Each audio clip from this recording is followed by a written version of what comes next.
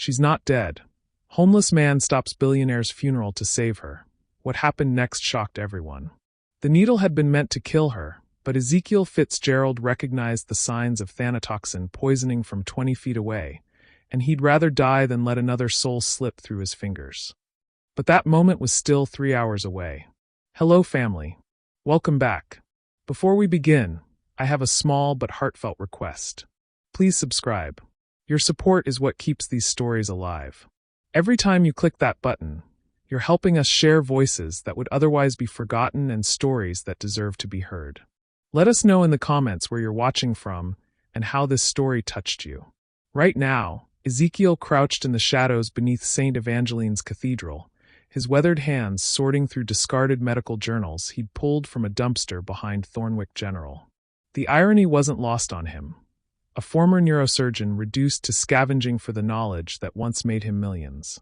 His fingers, steady despite the tremor that came with cheap whiskey and colder nights, traced the pages of a pharmaceutical review. Thanatoxin, experimental paralytic compound, mimics death for 6 to 8 hours. Antidote, naloxone, administered within 12 hours. He'd memorized those words 5 years ago, back when he still wore tailored suits and saved lives instead of watching them slip away. Back before the accident. Before the lawsuit. Before Sarah. Zeke. A voice cut through his thoughts. You coming to the service or what? Marcus, a fellow resident of the Undercroft, stood at the cathedral's side entrance, gesturing wildly. They're letting us watch from the back. Free food after. Winston Pharmaceuticals is paying for everything. Ezekiel's blood chilled. Winston Pharmaceuticals. The same company whose experimental drugs had been stolen from his research lab the night everything went wrong. The same company that had somehow acquired his life's work after his disgrace. Winston, he asked, his voice hoarse. Yeah, the heiress died. Laura Winston. Heart attack, they say. Shame. She was the only one in that family who gave a damn about people like us. 3 miles across the city, in the marble-lined halls of Winston Manor, Laura Winston was very much alive and terrified. She sat at her vanity, staring at her reflection while her brother Damien paced behind her. Her hands shook as she applied lipstick, the same shade of red she'd worn to every board meeting where she'd fought him on drug pricing, on patient access programs, on everything that mattered. You're making the right choice, Laura, Damien said, his voice silk over steel. The merger with Blackstone Industries will save the company. Save our legacy. By destroying everything Dad built? Laura's voice cracked. By turning us into another profit-hungry machine that lets people die because they can't afford medicine? Damien's reflection appeared behind hers in the mirror. His smile was cold, calculated. Dad's dead, sister.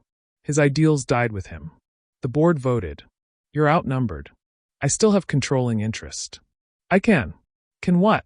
Damien's hand landed on her shoulder, fingers digging in just hard enough to hurt. Fight me? You've been fighting me for 2 years, and where has it gotten you? Stressed. Exhausted. Having those little episodes where your heart races and you can't breathe. Laura's eyes widened.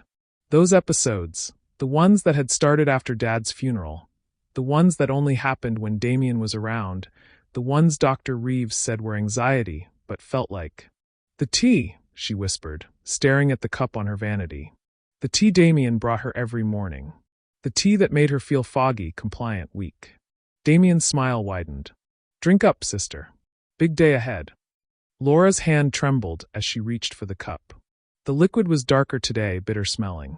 Her father's voice echoed in her memory. Trust your instincts, sweetheart. They'll never steer you wrong. She lifted the cup to her lips, then suddenly jerked her hand, spilling the contents across her white dress.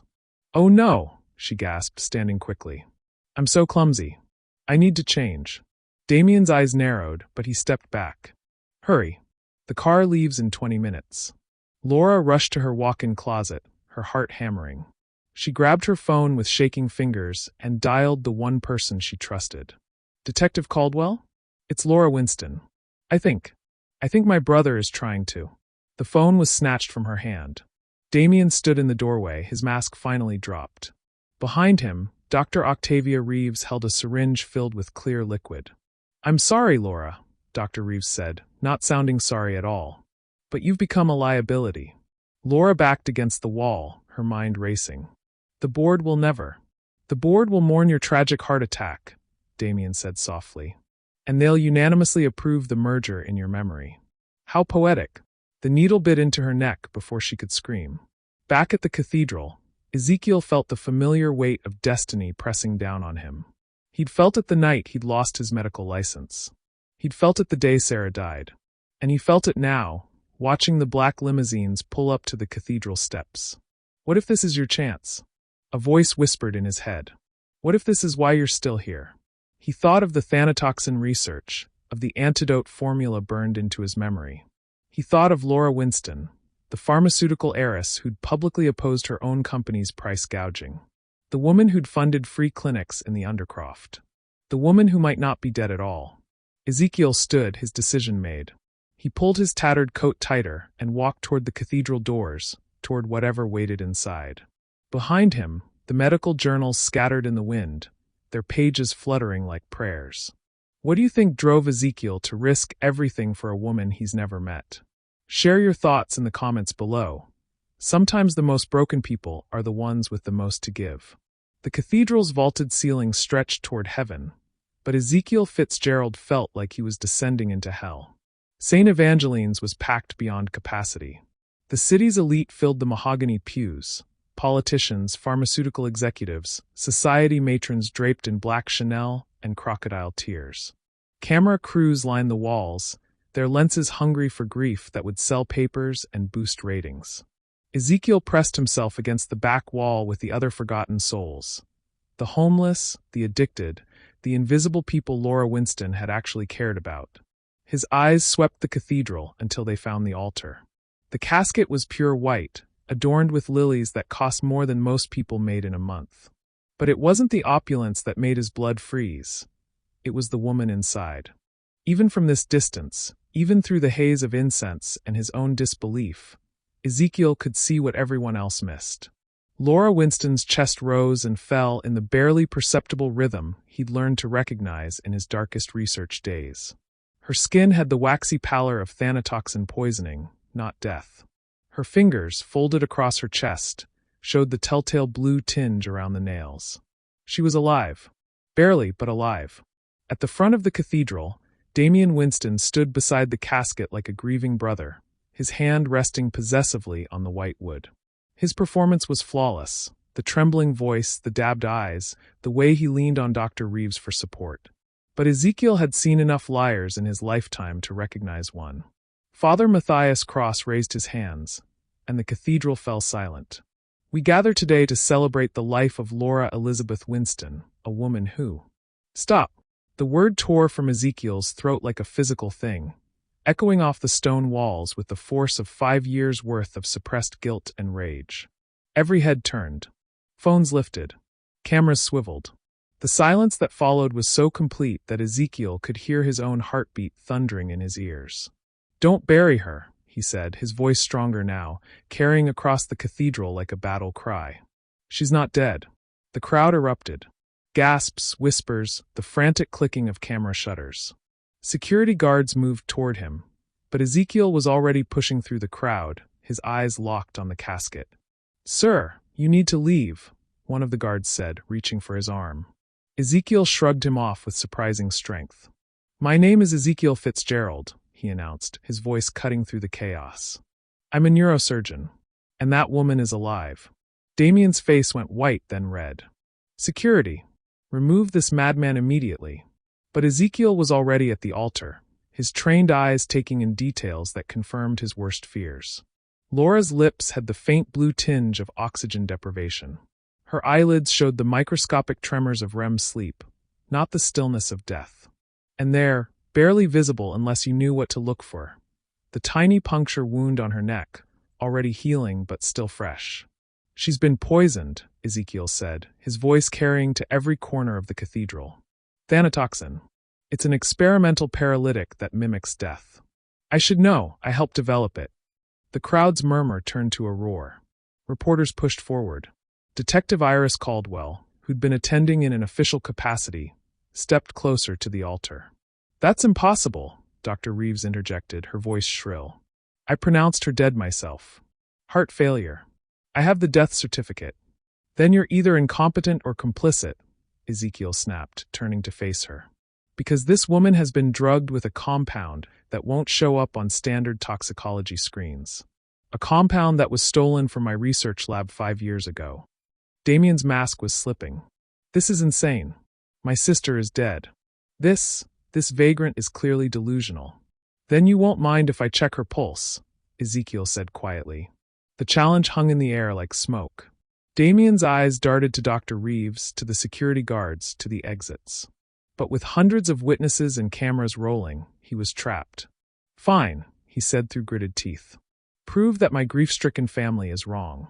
But when you find nothing, I'm having you arrested for disturbing the peace and desecrating. Ezekiel's fingers found Laura's wrist before Damien could finish the threat. Her skin was cool but not cold, and there, faint but unmistakable, was the thread of a pulse. Slow, barely detectable, but steady. She's alive, he whispered, then louder. She's alive. The cathedral exploded into chaos. People stood on pews, shouting questions. Cameras flashed like lightning.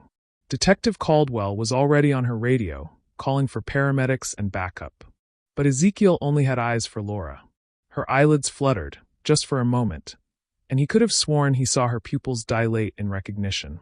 She was fighting the drug, fighting to wake up, fighting to live. The antidote, he said urgently, grabbing Detective Caldwell's arm. Naloxone. She needs it now, or the paralysis will become permanent. Her brain will shut down. Where do we get it? Caldwell demanded. Ezekiel's laugh was bitter. Winston Pharmaceuticals. They're the only ones who manufacture it. Ironic, isn't it? Damien was backing away from the altar, his face a mask of rage and panic. This is ridiculous. Even if she were alive, which she's not, you have no proof that I. The tea, Laura's voice was barely a whisper, but in the sudden hush that fell over the cathedral, everyone heard it. Her eyes opened just a crack, unfocused but aware. The tea. Damien Winston's world crumbled in that single, whispered word.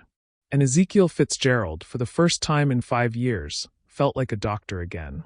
The paramedics arrived like a SWAT team, their equipment clattering against the marble floors of St. Evangeline's. But as they rushed toward the altar, Damien Winston stepped directly into their path. Stop, he commanded, his voice carrying the authority of old money and older power. I'm not allowing this circus to continue. My sister is dead, and I won't have her body desecrated by some delusional vagrant's fantasies. The lead paramedic, a weathered woman named Chun, looked between Damien and Ezekiel uncertainly. Sir, if there's any chance she's alive. There isn't. Damien's voice was ice. Dr. Reeves, explain to these people that my sister died of natural causes. Dr. Octavia Reeves stepped forward, her medical bag clutched like a shield. Laura Winston suffered massive cardiac arrest at 3:47 a.m. I was her personal physician. I pronounced her dead after extensive resuscitation attempts failed. This man, she gestured dismissively at Ezekiel, is clearly suffering from some form of psychotic break. Ezekiel felt the familiar weight of disbelief crushing down on him. It was happening again, just like 5 years ago when he'd tried to warn the medical board about the stolen research, when he'd tried to explain that Sarah's death wasn't his fault, when the truth had been buried under money and influence and carefully crafted lies. Check her pupils, he said desperately, turning to paramedic Chun. Look for the tremors. Test her reflexes. The signs are all there if you know what to look for. But Chun was already backing away, her radio crackling with orders from dispatch. We need authorization from the family to proceed with any examination of the deceased. Which you don't have, Damien said smoothly. And won't get. Detective Caldwell pushed through the crowd, her badge held high. This is now a potential crime scene. Nobody touches anything until. Crime scene. Damien's laugh was sharp, dangerous. Detective, I think you're overstepping your authority. My family has been through enough trauma without wild accusations from. The homeless man who just saved your sister's life? Caldwell's voice cut like a blade. Because that woman just spoke, Mr. Winston. I heard her. Everyone heard her. Deathbed utterances, Dr. Reeves interjected quickly. It's not uncommon for the recently deceased to have involuntary vocal responses. Escaping gases, muscle contractions. Bullshit. The word came from Father Matthias Cross, who'd been silent until now. The elderly priest stepped forward, his weathered face grave. I've administered last rites to hundreds of souls. I know the difference between death and sleep. That woman is alive.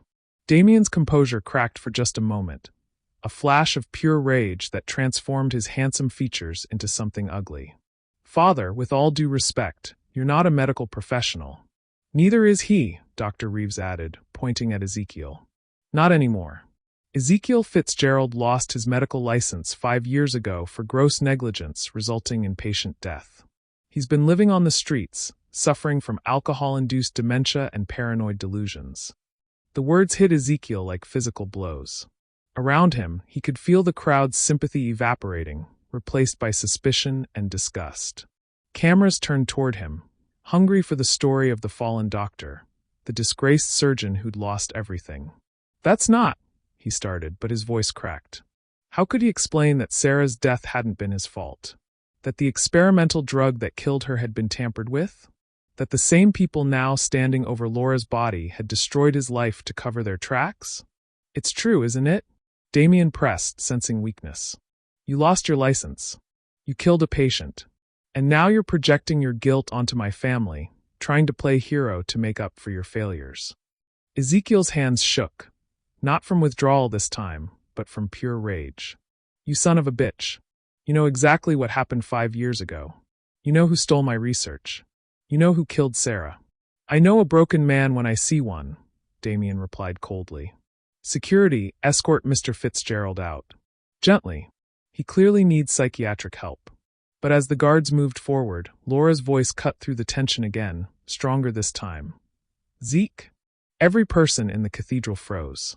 The name hung in the air like a prayer, impossible and undeniable. Ezekiel's world tilted. She knew his name. But how? They'd never met, never spoken. Unless. The clinic, he whispered, memories flooding back. The free clinic in the Undercroft. You came there. 6 months ago. You were asking about experimental treatments for paralysis victims. Laura's eyes opened wider, fighting against the drug's hold. You were there. The doctor who wouldn't take payment. Who said medicine should be free. The crowd murmured, phones recording every word. Damien's face had gone ashen. You remember, Ezekiel said, stepping closer to the casket despite the guards' protests. You remember because you're not dead.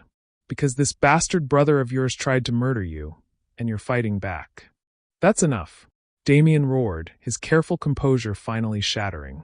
I won't stand here and listen to these insane accusations. Dr. Reeves, sedate him. He's clearly dangerous. Dr. Reeves reached into her medical bag, but Detective Caldwell's hand clamped down on her wrist. Nobody sedates anybody, Caldwell said firmly. This woman needs to get to a hospital. Now! Over my dead body, Damien snarled. The threat hung in the air, raw and ugly. Around them, the cathedral had become a battlefield. Family against stranger, money against truth, power against justice. And in the center of it all, Laura Winston fought to stay conscious, her whispered words the only thing standing between life and a premature grave. Have you ever had to choose between doing what's right and what's safe? Sometimes the most important battles happen when we're least prepared to fight them. What would you do in Ezekiel's position? Share with me in the comments below. The fire alarm's shriek cut through the cathedral like the voice of God himself. Smoke began pouring from the vestry, thick and acrid, sending the crowd into immediate panic.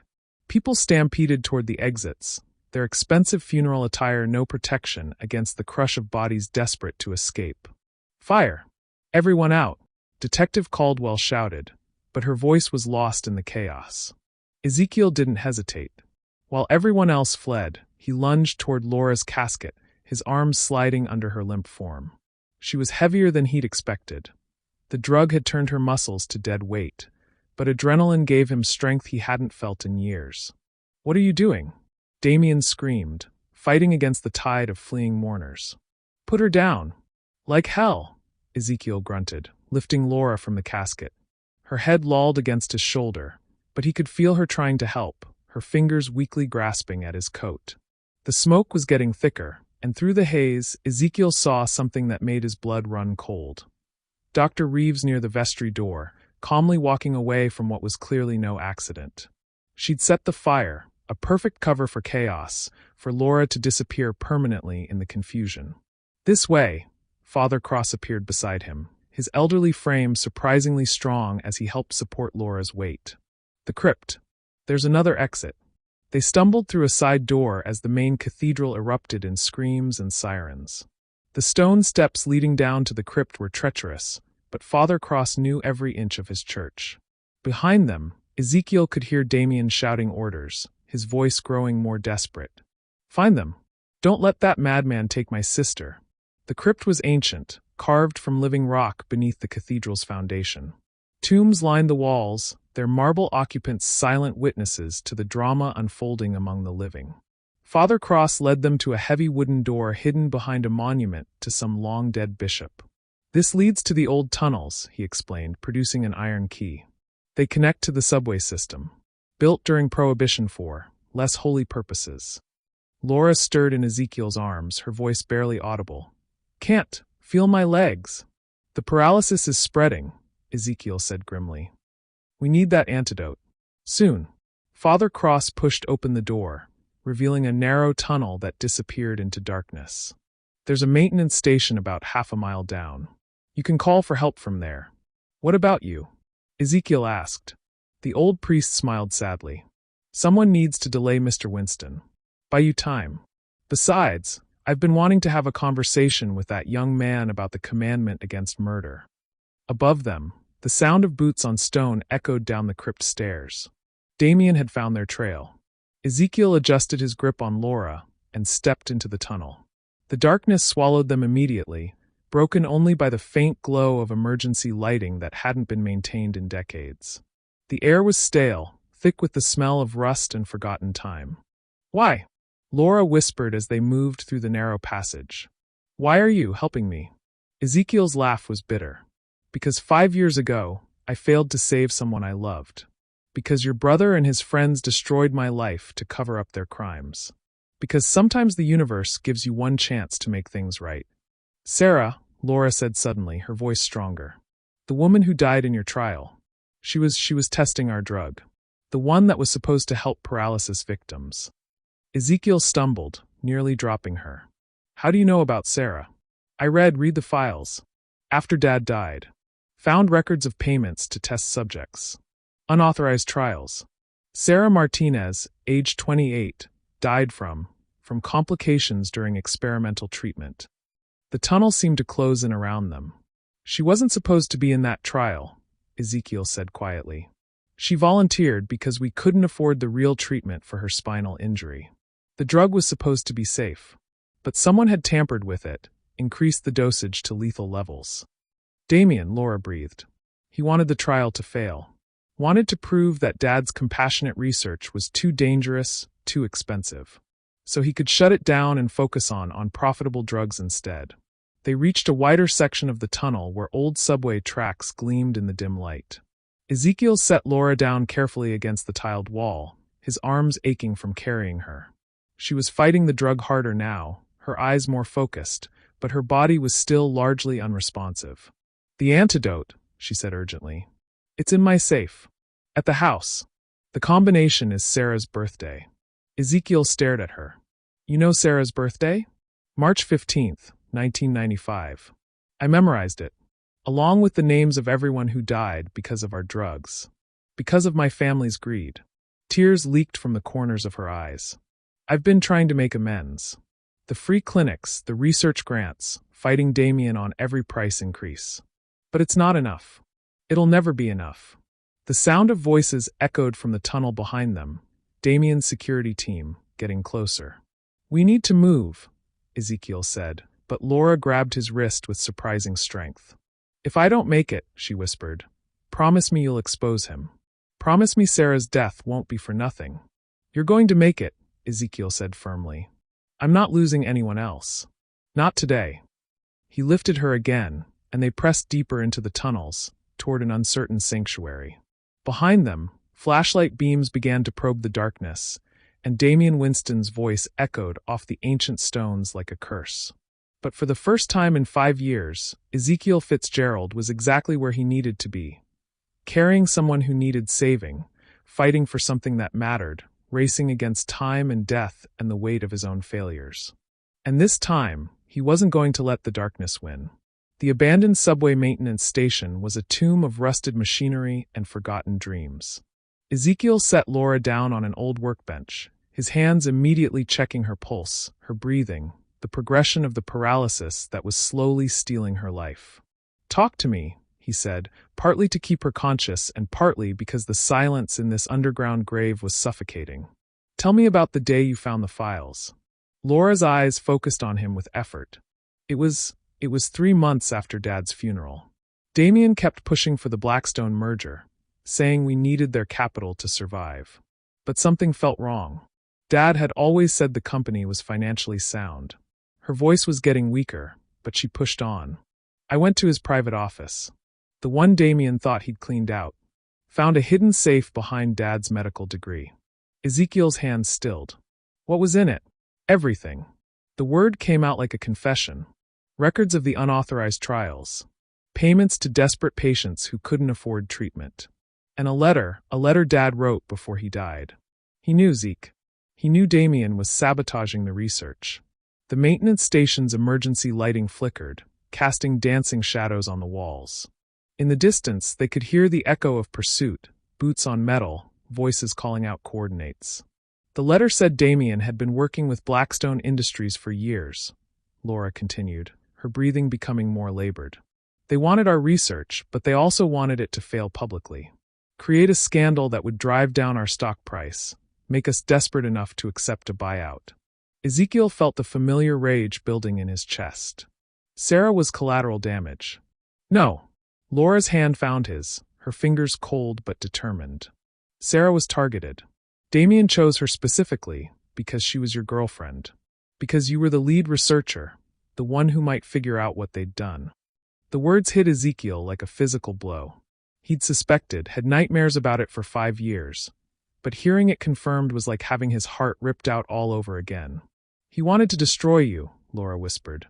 "Discredit you before you could expose the tampering. Make it look like your negligence killed her, not their sabotage." Ezekiel's vision blurred with tears he'd been holding back for half a decade. "I should have seen it. Should have protected her. How could you? You trusted the system. You believed in medicine, in helping people. You couldn't imagine that someone would murder innocent patients for money." The sound of voices was getting closer.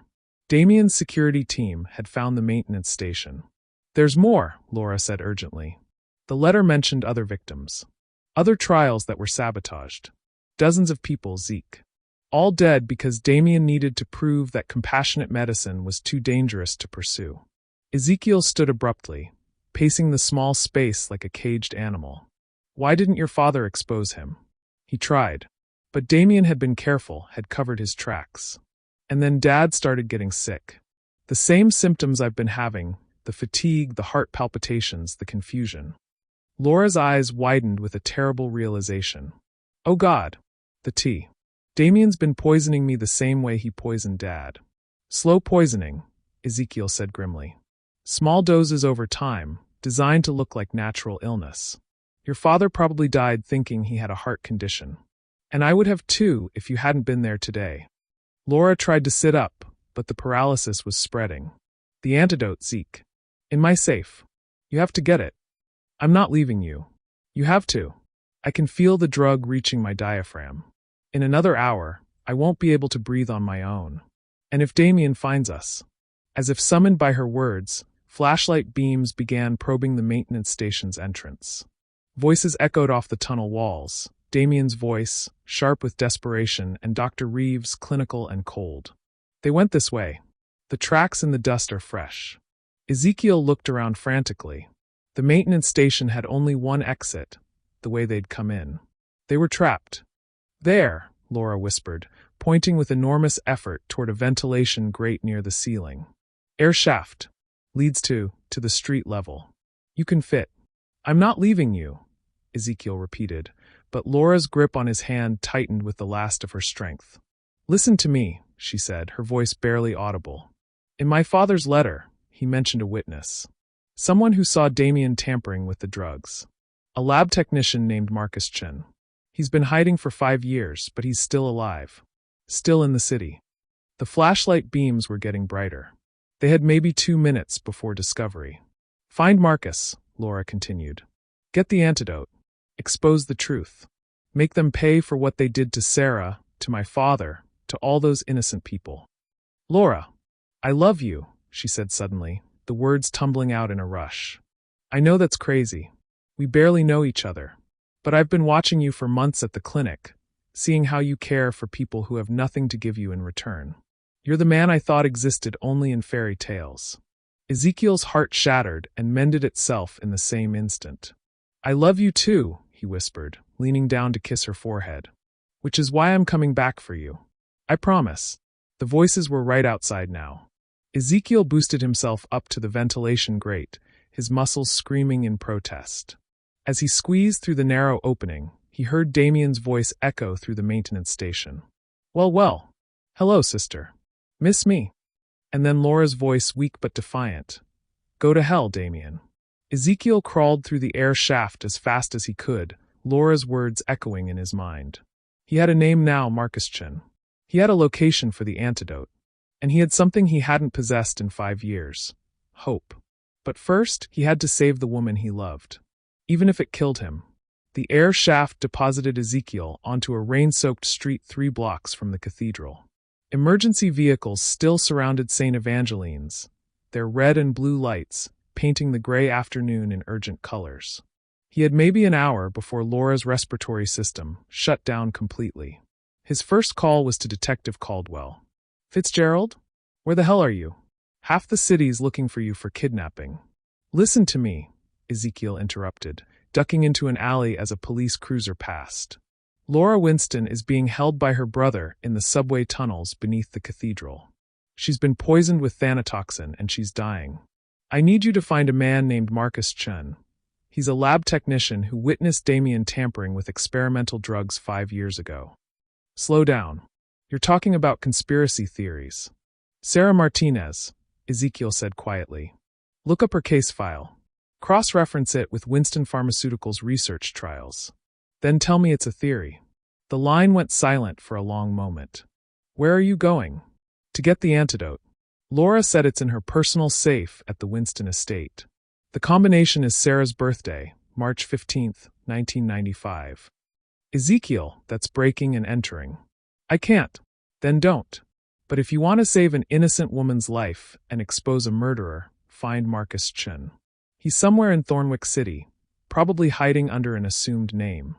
Ezekiel hung up and flagged down a taxi, his mind racing. The Winston estate was a fortress, security cameras, guards, electronic locks. But he'd been there before 5 years ago, when he was still Dr. Fitzgerald and the Winstons were courting his research. He remembered the layout, the blind spots, the service entrance that the staff used.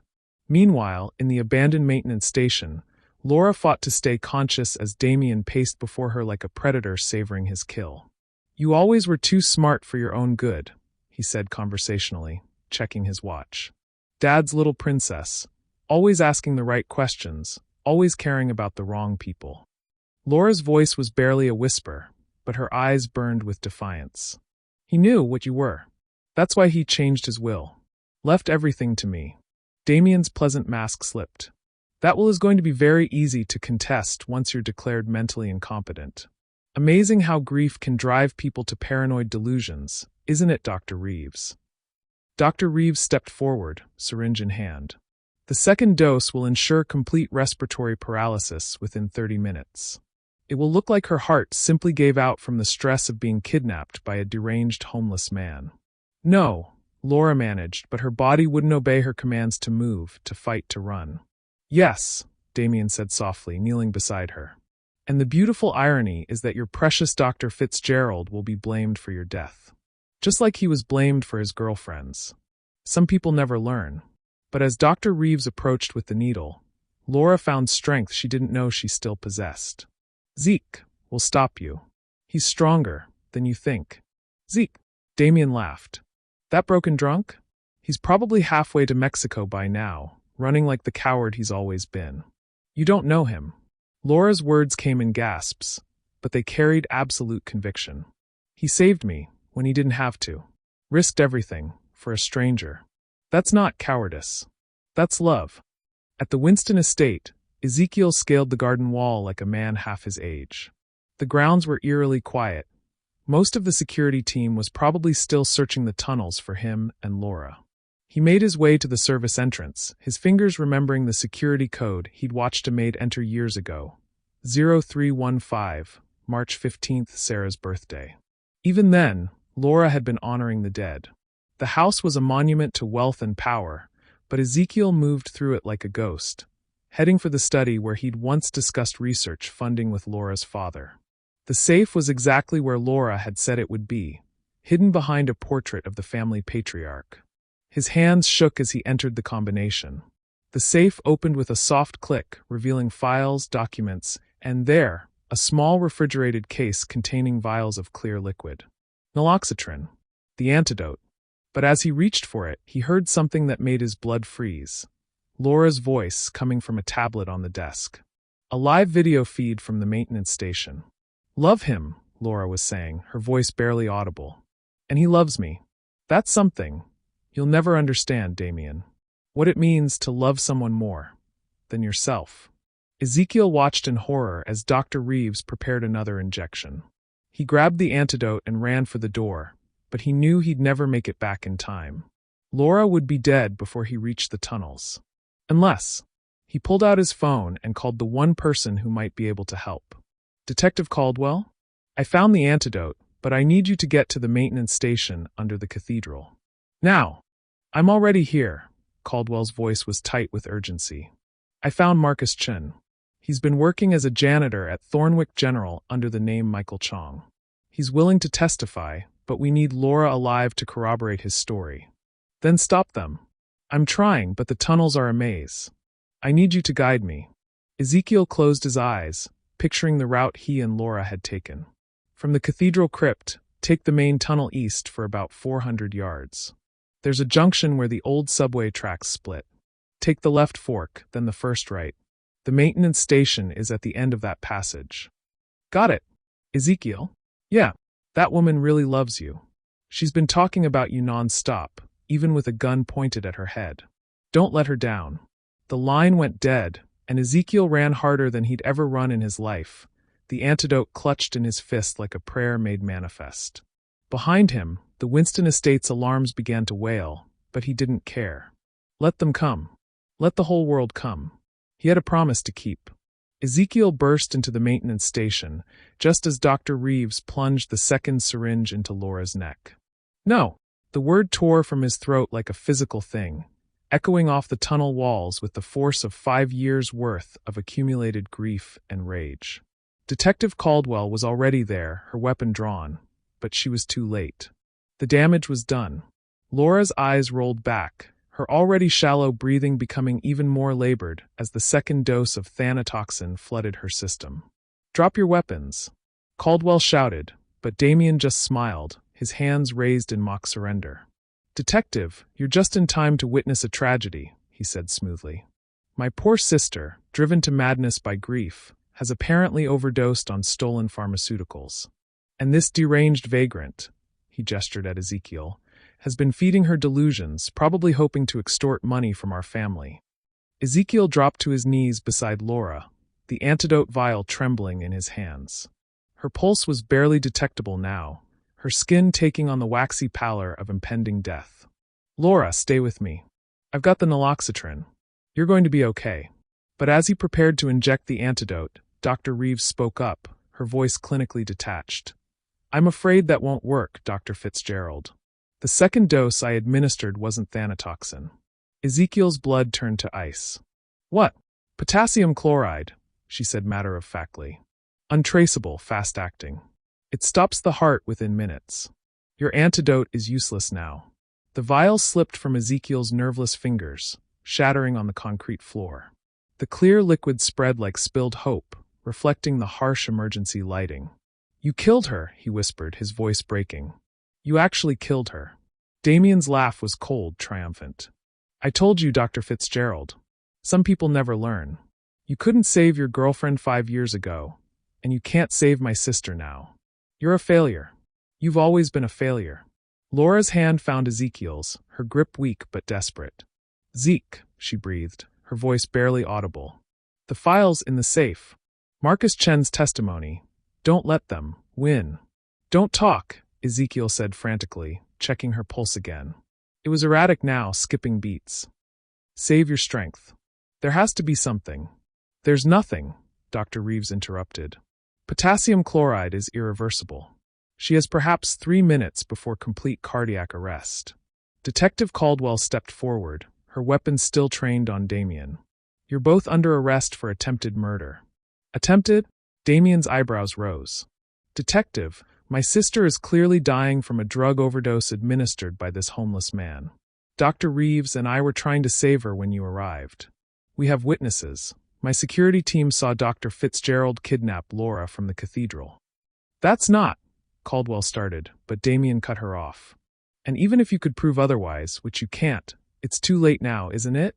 Laura will be dead in minutes, and with her dies any evidence of these ridiculous conspiracy theories.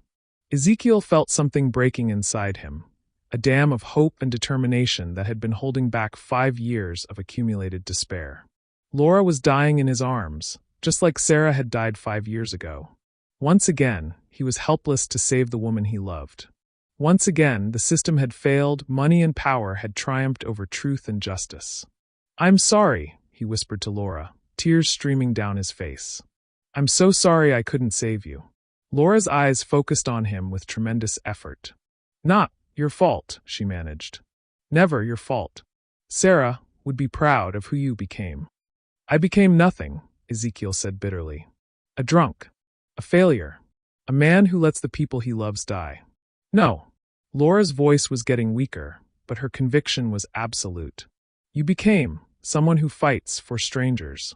Someone who risks everything for what's right. That's everything. Damien checked his watch impatiently. How touching. But I have a funeral to reschedule. Dr. Reeves, how much longer? Any moment now, Dr. Reeves replied, monitoring Laura's pulse with professional detachment. Detective Caldwell was speaking urgently into her radio, calling for paramedics, but they all knew it was too late. Even if an ambulance arrived immediately, there was no antidote for potassium chloride poisoning. Laura's grip on Ezekiel's hand was weakening. Her breathing became more labored, more irregular. Tell the world what they did, she whispered. Promise me. I promise, Ezekiel said, his voice breaking. I promise I'll make them pay. Love you, Laura breathed, her eyes fluttering closed. And then her hand went limp in his. The silence that followed was deafening. Even the distant sound of dripping water seemed to stop, as if the entire world was holding its breath. Ezekiel knelt there, holding Laura's lifeless hand, feeling the last of his hope drain away like blood from a mortal wound. He'd failed again. Despite everything, the antidote, the evidence, the witness testimony, evil had triumphed once more. Damien's voice cut through his grief like a blade. Well, that's unfortunate. But at least now we can put this whole unpleasant business behind us. Something snapped inside Ezekiel. 5 years of suppressed rage, guilt, and helplessness erupted like a volcano. He lunged at Damien with a roar of pure fury, his hands reaching for the man's throat. But Detective Caldwell caught him, her strong arms restraining him as he struggled against her grip. He killed her. Ezekiel screamed. He killed them both. Sarah and Laura. He killed them. I know, Caldwell said quietly. But this isn't the way. Then what is? Ezekiel's voice cracked with despair. They're going to get away with it. Again. They always get away with it. And in that moment, surrounded by the echoes of his own broken voice in the abandoned tunnel, Ezekiel Fitzgerald truly believed that darkness had won. The paramedics arrived like angels of mercy, but they came to a scene that looked like the end of hope itself. Ezekiel sat on the tunnel floor, cradling Laura's lifeless body, his tears falling onto her pale face. Detective Caldwell stood guard over Damien and Dr. Reeves, her weapon steady despite the tremor in her voice as she read them their rights. Time of death for 4:47 p.m., the lead paramedic announced after checking Laura's vitals. The words hit Ezekiel like physical blows. But then something extraordinary happened. "Wait," said the second paramedic, a young man named Rodriguez who was running a more sophisticated cardiac monitor. "I'm getting something. Faint, but there's electrical activity in the heart." Ezekiel's head snapped up. "What?" "It's barely detectable, but the heart muscle is still responding. She's not brain dead. She's in a state of suspended animation. The potassium chloride has stopped the heart's pumping action, but the muscle tissue is still viable." Dr. Reeves stepped forward, her face pale. "That's impossible. The dosage I administered should have." "Should have what?" Detective Caldwell's voice was deadly quiet. "Killed her instantly? Is that what you were going to say, doctor?" Damien grabbed Dr. Reeves's arm. "Shut up. Don't say another word." But Ezekiel wasn't listening to their panic. His mind was racing, pulling up memories from his residency, from the darkest corners of emergency medicine. "Calcium gluconate," he said suddenly. "And epinephrine. If we can counteract the potassium and restart the heart." "The brain's been without oxygen for almost 4 minutes," Rodriguez said grimly. "Even if we could restart her heart." "She's been in a state of metabolic suspension," Ezekiel interrupted, his voice gaining strength. "The thanatoxin in her system has slowed her metabolism to almost nothing. Her brain's oxygen requirements are minimal. We have a window, maybe 10 minutes before irreversible damage." The lead paramedic, Chun, looked skeptical. "Sir, I appreciate your medical background, but—" "My medical background?" Ezekiel's laugh was bitter. "Lady, I pioneered the research on metabolic suspension therapy. I know more about this condition than anyone alive. And I'm telling you that woman can be saved." He looked down at Laura's face, so peaceful in the harsh emergency lighting. "But I need to do the procedure myself. My hands, my knowledge. It's the only chance." "Absolutely not," Chin said firmly. "You're not licensed to practice medicine. The liability alone." "The liability?" Ezekiel's voice rose to a roar. "She's dead. What's the worst that could happen? I kill her more." Detective Caldwell stepped forward. "Let him try." "Detective, I can't authorize." "Then I will." Caldwell's badge gleamed in the emergency lighting. "This is a crime scene, and this woman is a victim. I'm authorizing any and all measures necessary to preserve her life for testimony." Damien's composure finally cracked completely. "This is insane. She's dead. You're all insane." But Ezekiel was already working, his hands steady for the first time in 5 years. The paramedics, despite their reservations, began handing him the medications he requested. Calcium gluconate to counteract the potassium. Epinephrine to stimulate the heart. Atropine to block the parasympathetic nervous system. "Starting chest compressions," he announced, positioning his hands over Laura's sternum. The compressions had to be perfect, too light, and they wouldn't circulate the medications, too hard and he could damage her ribs, her lungs, her heart. "Come on, Laura," he whispered between compressions. "Come back to me. We have a life to live together. We have justice to serve. We have love to explore." 1 minute passed. 2. 3. "Ezekiel," Chin said gently. "It's been too long. Even if we restart her heart now." "No." Ezekiel's voice was absolute. "I'm not giving up. Not on her. Not again." He thought of Sarah, dying in his arms 5 years ago while he stood helpless. He thought of all the patients he'd lost, all the lives he couldn't save. But this time was different. This time he had knowledge, experience, and something he'd never had before, absolute, unshakable faith and love. "Laura Winston," he said, his voice carrying through the tunnel like a prayer. "I love you. And love doesn't give up. Love doesn't surrender. Love fights until the very last breath." He administered another dose of epinephrine, directly into her heart this time. "Come back to me, sweetheart. Come back, and let's change the world together." The cardiac monitor remained flat. The tunnel was silent except for the sound of Ezekiel's compressions and his whispered words of love and encouragement. And then, like a miracle born from the depths of despair, the monitor beeped. Once. Twice. A rhythm, weak but unmistakable. "I've got a pulse," Rodriguez shouted. "Weak, but it's there." Laura's eyes fluttered open, unfocused but alive. Her first word was barely a whisper. "Zeke?" Ezekiel's tears fell freely now, tears of joy instead of grief. "I'm here, sweetheart. I'm right here." Behind them, Damian Winston sank to his knees, his face a mask of disbelief and defeat. Dr. Reeves was already confessing to Detective Caldwell, her professional composure completely shattered. But Ezekiel only had eyes for Laura, for the woman who had died and come back to life, for the love that had literally conquered death itself. "Did we win?" Laura asked weakly. Ezekiel smiled through his tears. "We won, sweetheart. We won everything. Have you ever witnessed love that was strong enough to overcome impossible odds? Sometimes the greatest victories come not from giving up, but from refusing to let go. What's the most powerful act of love you've ever seen?" 6 months later, Ezekiel Fitzgerald stood in the same cathedral where he'd once been dismissed as a delusional vagrant. But today, St. Evangeline's was filled with a different kind of gathering. Not mourners in black, but witnesses to justice in their finest clothes. The medical board had not only reinstated his license, but had issued a formal apology for the miscarriage of justice 5 years earlier. Marcus Chen's testimony, combined with the evidence from Laura's father's hidden files, had exposed a conspiracy that reached far beyond the Winston family. 12 pharmaceutical executives were now facing federal charges. Dr. Octavia Reeves had pled guilty to multiple counts of murder and was serving life without parole. And Damian Winston? He sat in a federal prison cell, his empire of greed and corruption reduced to ashes. But none of that mattered to Ezekiel as much as the woman walking down the cathedral aisle toward him. Laura Winston, soon to be Laura Fitzgerald, moved with the grace of someone who had literally been given a second chance at life. Her recovery had been nothing short of miraculous.